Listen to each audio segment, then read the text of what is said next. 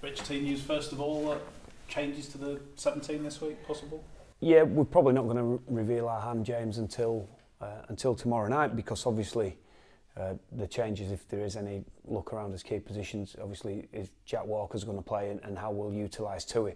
Apart from that, the 19 is the same. We've brought Wellington Albert in on the back of a couple of good weeks and a good performance for Featherstone, and understanding we might need to utilise our middles and get some rotation out of them over the next month. But yeah, we won't be too far away from the team what played at Wakefield last week. Just touching base on the longer term injured, who could be the next one back, possibly? Yeah, fingers crossed, Stevie Ward, which will be terrific for us to get a player of his quality back. We targeting the Catalan game. He's still got some I guess rehabilitation protocols to get through before we can rubber stamp that. But in terms of who's back in order, then he's going to be the next one. What about the longer term ones? Yeah, well, Nate Petru had a fractured cheekbone, so 6 to 8 weeks. He's had an operation what's fairly successful. He's had a week off. We gave him a week off because there weren't a lot he could do while the soreness and the delicate nature of such an operation. But he's now back in training, doing some biking and doing some weights and stuff like that. We'll probably be about 5 to 6 weeks on Nate. Dom Crosby's still long term. Carl Ablett's fairly long term. Off the top of my head, can you think of any more at the moment? Jonesy. Yeah, Jamie Jones is pretty much a week by week trying to get him there. He's got another specialist to see in a couple of weeks to hopefully get the all clear to up his training. And apart from that, I think we're not too far away. It goes without saying, every game between now and the end of the season is significant, but how significant is this one on Friday? As significant as the last 2 weeks. What everybody keeps reminding me. Look, we keep saying it's a week by week proposition for us. We're going to get ready for this game in the same way we have the last couple, and hopefully we can take steps in the right direction. Certainly defensively last week, despite the conditions, there's no getting away from the fact that the conditions play a part in attack and in some instances make it slightly easier to defend, probably in others not. Retrieving kicks through your line on early plays, that's always a bigger challenge in conditions like that, and I thought it were an area, Ash Hanley in particular did some marvellous work in terms of anticipation and basically beating them to the punch on some of the kick plays. And for us to be able to soak up 6 or 7 goal line dropouts, were a rewarding part of our game last week. But yeah, big challenge and bigger challenge again. I think looking at Wigan, they won by a point last week, and they've had 2 really narrow defeats to Warrington, where when you're looking over the 80 minutes, probably only a couple of pieces of class individual play separated those 2 games. I think they're a tough team, and when you look at them personnel wise and the tightness of the competition, I still look at Wigan and think if they can get a run of wins together, they are a team from experience, personnel, toughness that can still challenge. Such is the tightness of the middle of the table at the moment, and even down to the sort of bottom 3 teams. I think we all understand what a couple of wins and a couple of losses can significantly change your position on the table. However, I'll go back to us, and it's all about this week and making sure that we tick all the boxes in our preparation, and we get the same sort of attitude and commitment and desire about our performance on Friday night. I think 8 of the 12 remaining games for Leeds are here. Yep. How crucial is that home advantage going to be?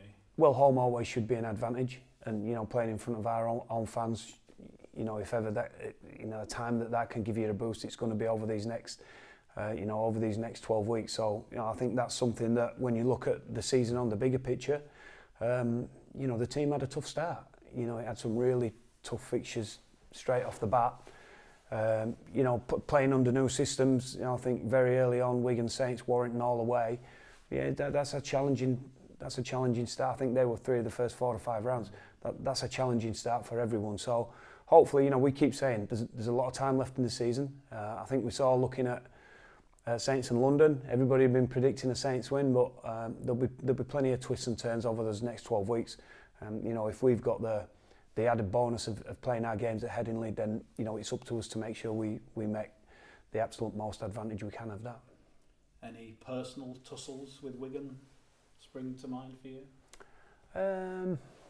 Off the top of my head, James, no, not really. No, not really. Look, I always think, probably over the last 10 years, really, the last 10 years in the game, if you're a team that finishes above Wigan, you've probably done all right during the year.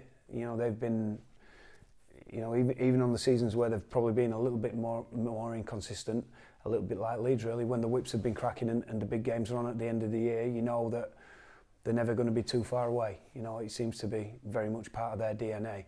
So to see them, on 12 points, I think they've probably had some real narrow losses and good performances in that too. But we're expecting a tough game and a tough challenge, like I think any Wigan fixture brings. Just a word on one of your players, Harry Newman. How would you sort of quantify his emergence this year? It's certainly been one of the positives this year, hasn't it? Yeah, exciting. He's a kid that. He's not short on confidence, is a way that you could sort of deliver that one. But I think he's a player that's always looking to get the ball in his hands. That confidence you can see. It turns into excitement when he's got the ball. He's a tremendous young athlete. He's got terrific footwork. You forget he's still a baby, 18, 19-year-old. So I don't think, you can see by the manner of his performances, toughness is not an issue for him either. I think the improvement in Harry over the course of time is when you get a young player that's played junior football like he has, where he'd be a standout and every time he touches the ball he's scoring tries, and that pretty much happens in the academy. There's a lot more to a game when you're playing first grade, and a lot more accountability and responsibility probably about what you're doing when you haven't got the ball. And I think for Harry, he's really starting to show some real progress in those areas, in saying to his teammates, what can I do for you? We all know what he can do for us, and we're happy as much as we can, just like Conrad Hurrell, get the ball in his hands as much as we can. He's always, whether it be backfield, he's happy to take the tough carries and give you plenty and get you on the front foot out of backfield, and I think we're seeing in good ball that he's a real threat, especially when he gets the ball with a bit of time and space. But getting him to sort of increase in those effort areas, and I say do things for the team, he's really grasping the concept of that and how that'll make him a better player, and probably put him in positions to get the ball more often, where when he's shaping up, supporting, getting back on side for kicks early in the set. So no, I think he's a exciting young talent, not only for Leeds but I think for the British game as well. As an international team, John Bateman's played a lot of centre probably over the last 5 seasons, and there's emergence obviously Percival at St Helens, but I think when you're looking about potential and possibilities over the next sort of 4 or 5 seasons, he's a player that if his development continues on the upward curve and rapid nature it is at the moment, then he's a player that'll he'll be catching everybody's eye like he's doing now. Good luck. Thank you. Rich, when you reflected on last week's win at Wakefield, has it been an even better performance than you thought maybe on the night? Looking at the stats there, made more metres than Wakefield, more clean breaks than the Rhinos, forced them into more missed tackles. It was a strong performance. Yeah, well, I know Chris were a bit disappointed, felt that we didn't throw anything at Wakefield, but I would suggest on that field position, some penalties out of yardage, the way they kicked the ball, they kicked the ball terrifically well. I thought they threw a fair bit of it and for long periods did dominate that field position. So, twofold for us were our defence, certainly our commitment to each other. But on reflection, when you do look at the stats, it went 9 line breaks to 6. You've got to convert those line breaks. They don't turn into 4 points or 6 points. We did make them miss tackles. We just, unfortunately for us, probably didn't see quite enough of it as we would have wanted to in the second half, and got the ball in tough positions. And I did feel that because we did so much defending, I did think that energy at times blunted our attack, and I thought we got slightly within our shells, and probably a little bit conservative in the last 20 minutes of the game. But again, field position and energy dictated that. But I did think all round it was certainly an improvement on the week before, which is what we're looking for. Defensive effort, certainly effort, 10 out of 10. There were some little technical bits in there that we need to be better going forward.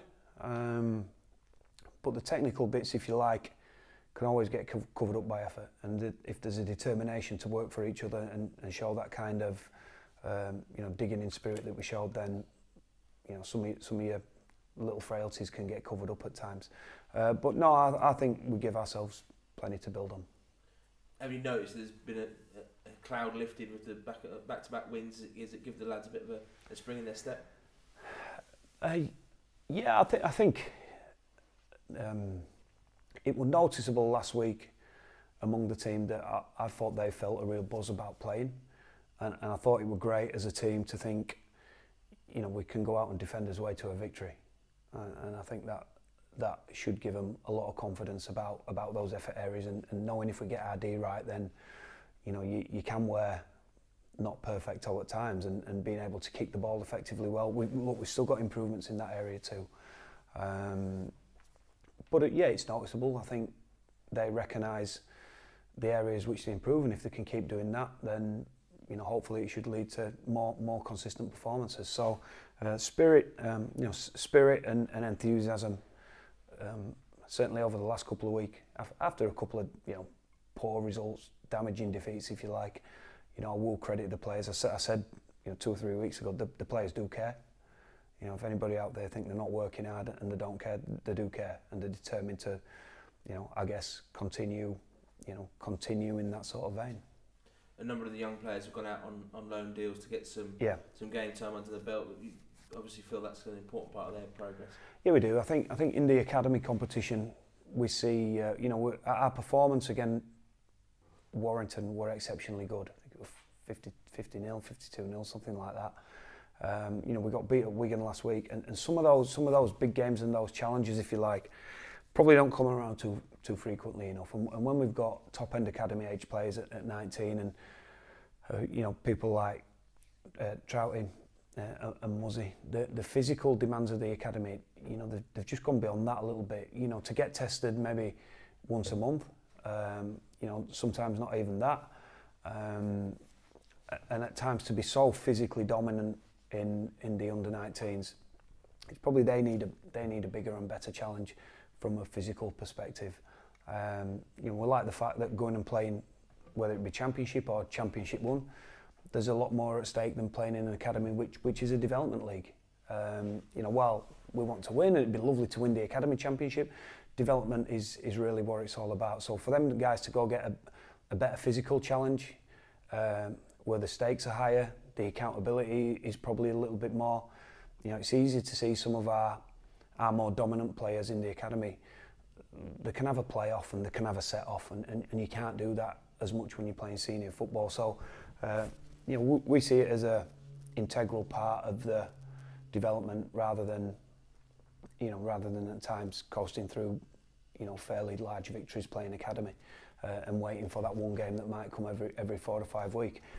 That's absolutely not not critical of the academy. We understand that it's far more challenging for some clubs to produce strong academies just because of the numbers game really, and where the sport is played and how many quality kids can be attracted to any one academy. So.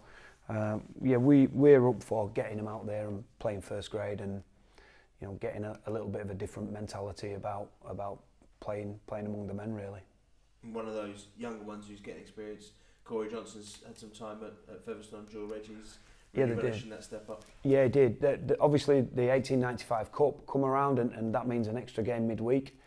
We spoke to Featherstone a while ago that would be a great opportunity to get again some of our younger end, but still first grade academy players some experience. We saw Jack Broadbent go there in the Challenge Cup, when obviously dual reg becomes a little bit more difficult, and we were keen to see Corey Johnson play, and they were keen to have a look at Corey. Look, we've got, I think internally it's fair to say, we've got pretty big raps on Corey Johnson, what he's like as a kid. He's got a massive engine, he's got a real strong desire to win and compete, and he's a very, very good footballer to that too. He's a halfback as a junior that's been converted to a hooker, so he really possesses a lot of skills to play dummy half. You know, we think he's got a big future, and to go and join Featherstone and play as well as he did at Widnes, I thought, you know, should get us all really excited about if we can steer him on the right path development-wise, you know, what the future will bring for him in a Leeds shirt. Just finally, Lola Hare has been included in the Tongan squad. Obviously, that will mean he'll miss the St Helens game, but as a club, Leeds have always been very supportive of the international game. Yeah, I think as a domestic game, we've got to support the international game. It should be the pinnacle of the sport. Obviously, Tonga's emergence has been hugely impressive and had a massive impact at senior level. And I think while, you know, it's a long trip, a round trip, I think it's one that for Tui, personally, he has a lot of pride in his heritage and respect and representing Tonga. And I think for us, it's important that, you know, as an organisation, we support international football.